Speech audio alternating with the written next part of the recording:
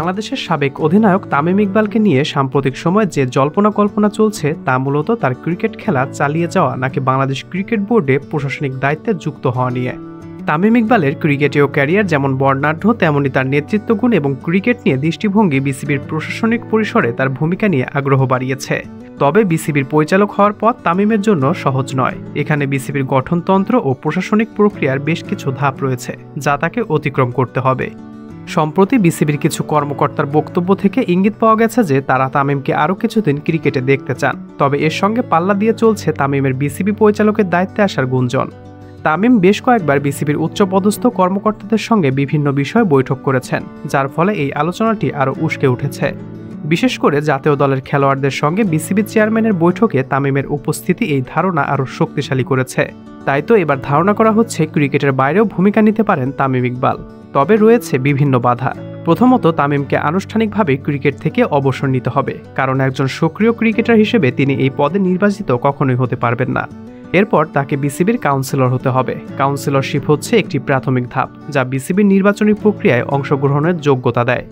বিসিবির গঠনতন্ত্র অনুযায়ী কাউন্সিলর হওয়ার বেশ জটিল একটি প্রক্রিয়া রয়েছে।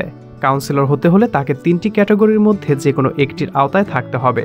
প্রথমত হচ্ছে বিভাগীয় বা জেলা কাউন্সিলর। এদিকে বিসিবিতে বর্তমানে কিছু পরিচালকের পদ শূন্য রয়েছে বা শূন্য হওয়ার পথে, যেমন খালেদ মাহমুদ সুজন ও নাইমুর রহমান দুর্জয় সম্প্রতি পদত্যাগ করেছেন। তবে এগুলো যে কোনো একটি পদের জন্য তামিমের নির্বাচিত হওয়া নির্ভর করবে বিসিবির সিদ্ধান্তের উপর।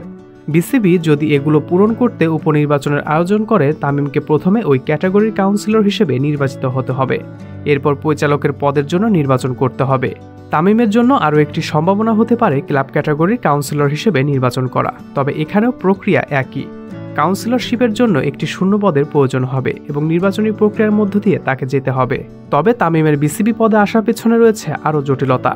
তামিম যদি ক্রিকেট খেলা চালিয়ে যেতে চান, তাহলে বিসিবির প্রশাসনিক দায়িত্বে আসার এইসব আলোচনা আপাতত স্থগিত হয়ে যাবে, কারণ একজন সক্রিয় খেলোয়াড় হিসেবে বিসিবির গঠনতন্ত্র অনুযায়ী পরিচালক হওয়া কখনোই সম্ভব নয়।